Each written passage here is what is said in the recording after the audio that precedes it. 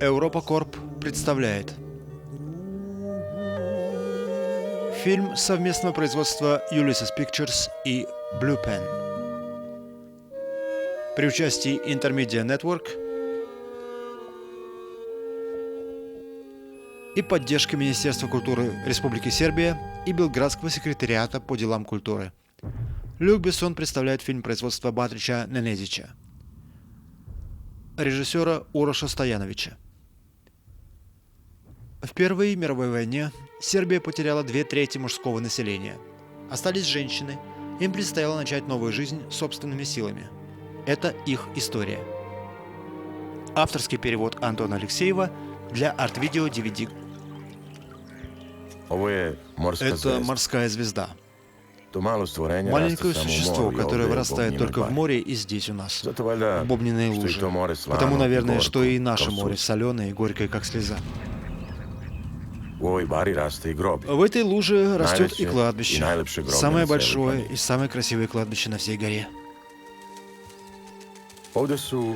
Здесь Огненка и маленькая богиня провели беззаботные дни своего детства и юности, в то время как под землей мертвые наслаждались лучшими беззаботными днями своей смерти. Ты что это творишь? С ума сошла? 100 раз тебе говорить, что эта лужа проклята. И что, теперь мне не купаться, раз она проклята? Еще чего.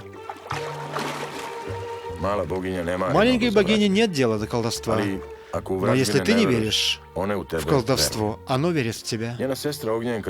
Ее сестра Огненка прекрасно знает, что в прапрабабкиных слезах купаться нельзя. Прапрабабка наплакала эту лужу, когда ее муж не вернулся с войны. Плакала она 8 дней и 8 ночей.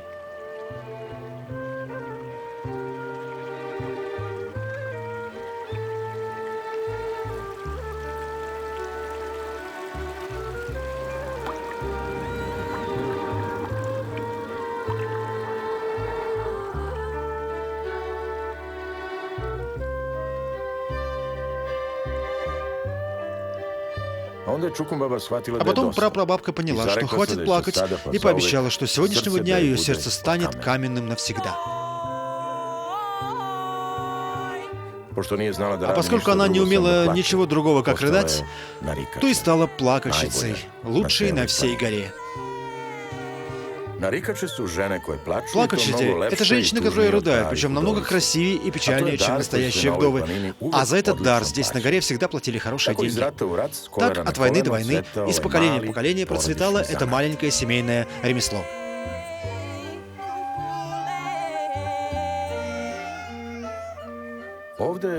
Здесь, в селе, когда ребенок мужского пола перерастет ружье, значит, он готов воевать.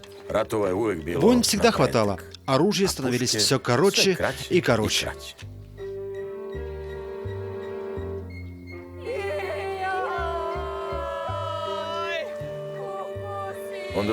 А потом и для плакальщиц настали черные дни. Мужчин почти не осталось, а когда клиентов нет, слезы стоят недорого. В 1918 году мужчин осталось всего двое. С войны вернулись лишь Озрен и Йордан.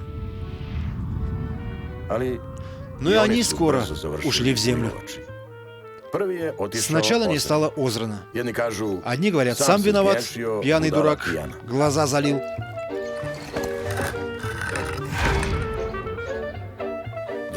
А другие кажут, что убил его Йордан Капрал из-за жены. Есть и такие злые языки, что молвят, будто его убила жена из-за Йордана Капрала.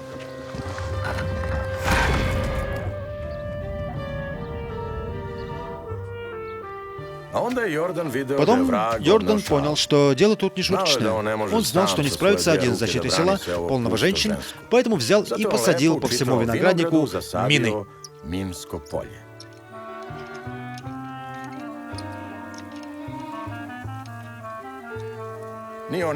Только вот никуда не записал он порядок, в котором расставил эти страшные устройства, боясь, как бы эта бумага не попала в руки каким-нибудь будущим врагам. Да ему не нужна была бумага. У Йордана всегда была фотографическая память.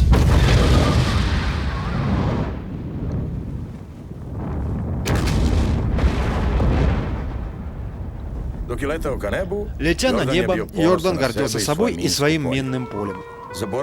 Он забыл, что шрапнелью сыт не будешь, а из пуль раки не сваришь. Виноградник, кормивший все село, теперь был усеян минами. Так виноградник стал миноградником.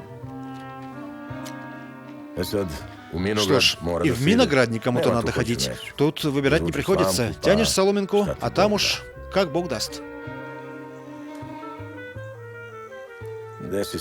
Случалось, некоторые и выживали. Чего уставилась? Уж лучше проклятый быть, чем грязный, как ты.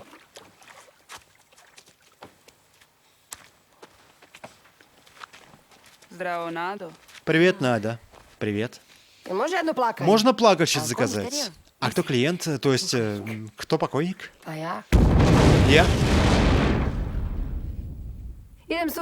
Завтра я иду в виноградник с утра, так что хочу заплатить вперед на всякий случай. Только знай, если выживешь, мы денег не возвращаем. Это же не выброшенные деньги, это задаток. Я тебя запишу в тетрадь, а потом умри, когда захочешь. Справедливо. Цены ты знаешь. Обычный плач 30 динаров, вырывание волос, царапание лица без крови, еще 15. Много. Но если хочешь сэкономить на собственной смерти, свожи плачут за 10 динаров, но они ревут, как свиньи, которых режут. А мы с Огненкой поем, как ангелы. Я вслепую денег не даю. Дайте сначала посмотреть, как вы, ангелы, поете, а потому что я буду умирать. Справедливо.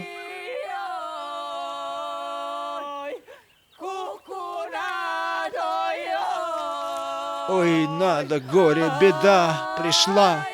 Отворяй ворота. В чем дело? Что не так? Огненка не старается. Я стараюсь, надо. Да ладно тебе надо. Огненка причитает, как будто с нее кожу дерут. Причитает, а слезы где? Я так не могу, я не привыкла, чтобы клиент на меня смотрел живой. С кем только не приходится работать. Давай, надо ложись, как будто завтра будешь так лежать. Вот, держи. И 3 глаз. И грустно, как мы репетировали. Ну, поехали, 3-4. Думаю о грустном. Так, вспомнила. Когда я видела свадьбу, думаю о грустном. Ну да, свадьба.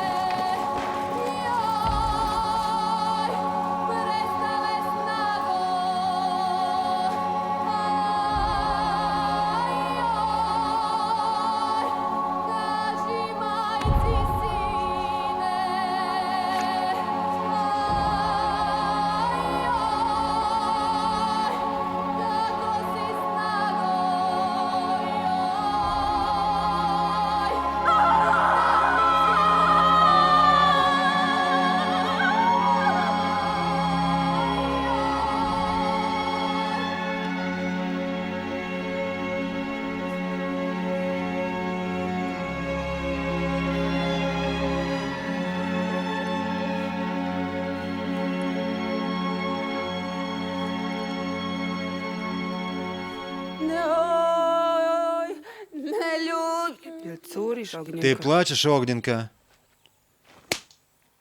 А ну-ка теперь попробуй.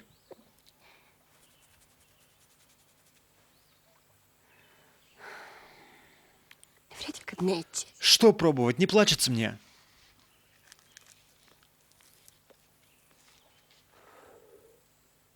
Слушай, Огненка, я тебе помогу.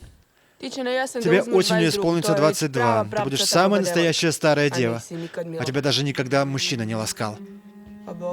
И, судя по всему, не видать тебе мужских ласк. Через несколько лет ты совсем высохнешь, и все тебя, увидев, будут говорить: «Добрый день, баба Огненка». А ведь ты бабкой никому не будешь. Тебя ведь никто никогда так и не приласкал. И бабка при этом. И тебе исполнится 21. А это тоже старая дева. Почти. Ну, почти. Да знаю. Знаю, потому и могу плакать, когда захочу. Ну, поехали. 3-4.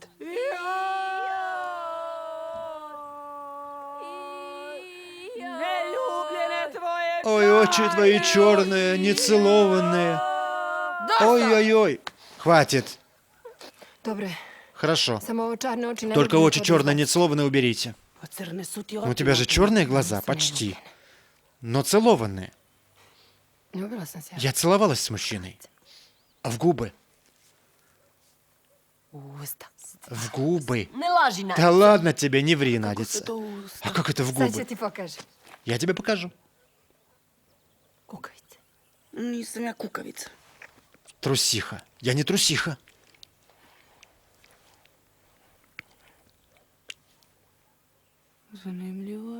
Как это интересно. Кто тебя этому научил? Какая разница? Мужчина есть мужчина. Не надо мне тут рассказывать про мужчин. С кем целовалась?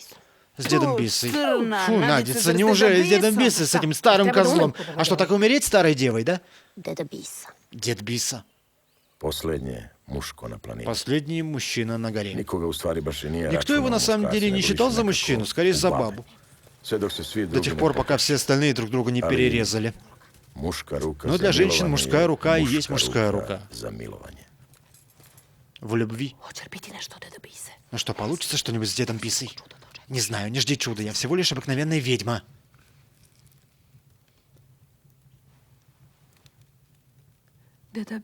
Дед Биса, ты величайший мужчина, что когда-либо возлежал в постели. Ты источник жизни, счастья и молодости для всех нас, покрупских женщин. Труп чертов. Jedna kuka od jutra do podne.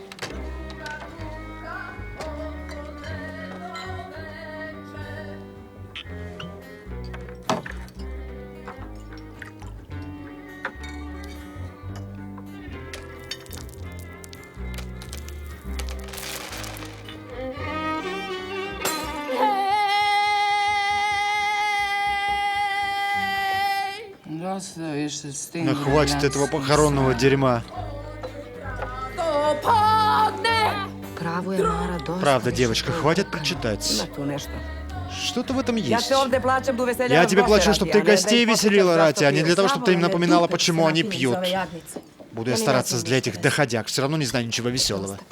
Хватит пить. Как это? Я знаю столько веселых. Это как там было? Зацвела черешня. У любимого на гробе. Не очень-то веселая песня. Мама. Да знаю, есть одна веселая. Так и вертится на языке. Как там у них? Да, есть одна.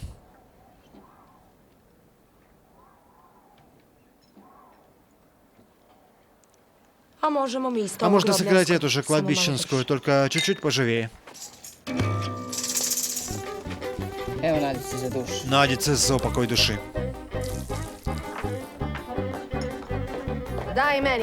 И мне налей. Это же моя душа. Не надо мне этой разбавленной. Не каждый же день люди умирают. Хочу паучий. Паучий? Паучий. Паучий. Паучий. Паучий. Давай паучью. Паучий. Паучий.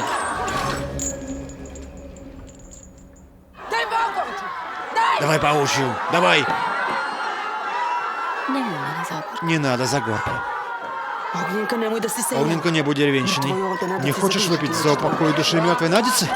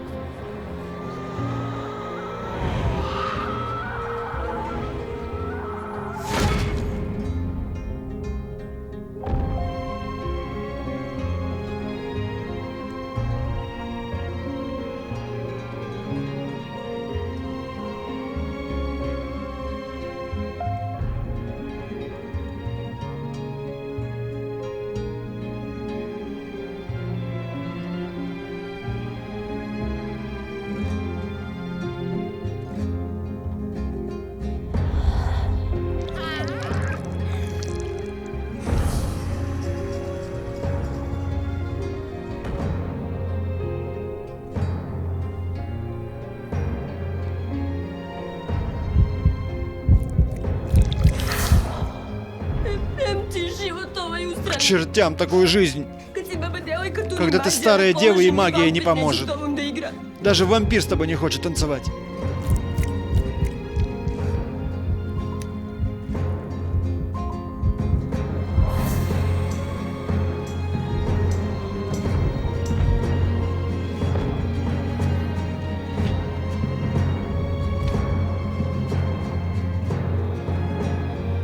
Ovaj je moj suklat. Этот мой. А ну пошла отсюда.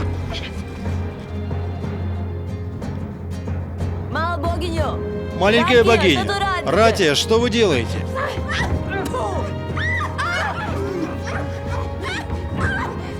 Подрались из-за дырки от бублика.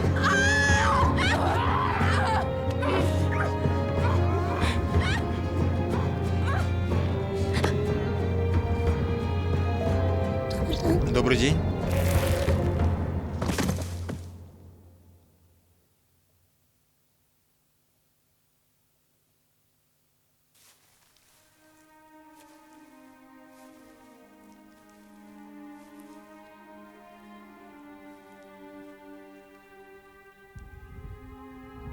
Покупский виноградник.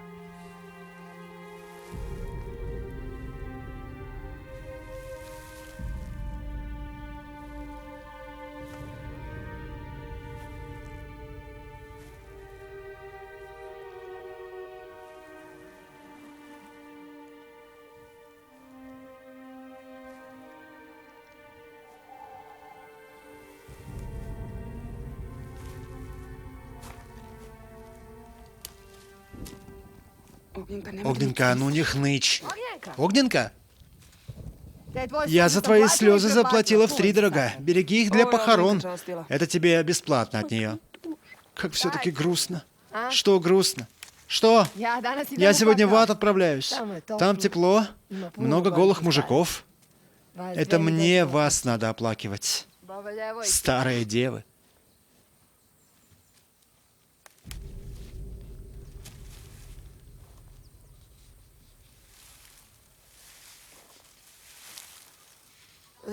Загорка, ты же не обсчитаешь мертвую женщину? Когда это я обсчитывала? Прошу тебя, пусть твой дед Биса вылечит огненку и маленькую богиню от невинности. За мой счет. Я не буду с этой старой клячей. Он не кляча, милая огненка. Он настоящий мужчина, какие только в старые времена и бывали. Какой бы он ни был, огненка, он мужик. Кто будет много придираться, не будет ебаться.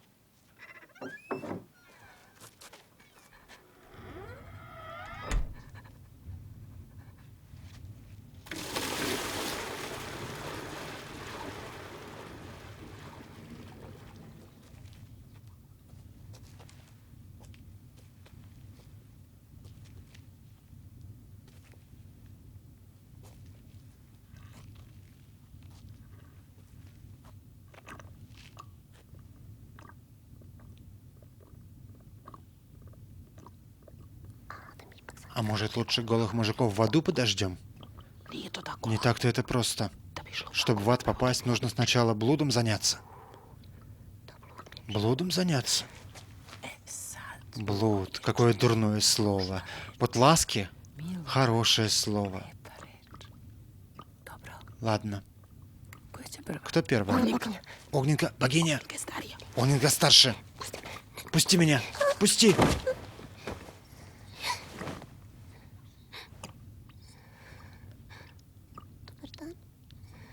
Добрый день.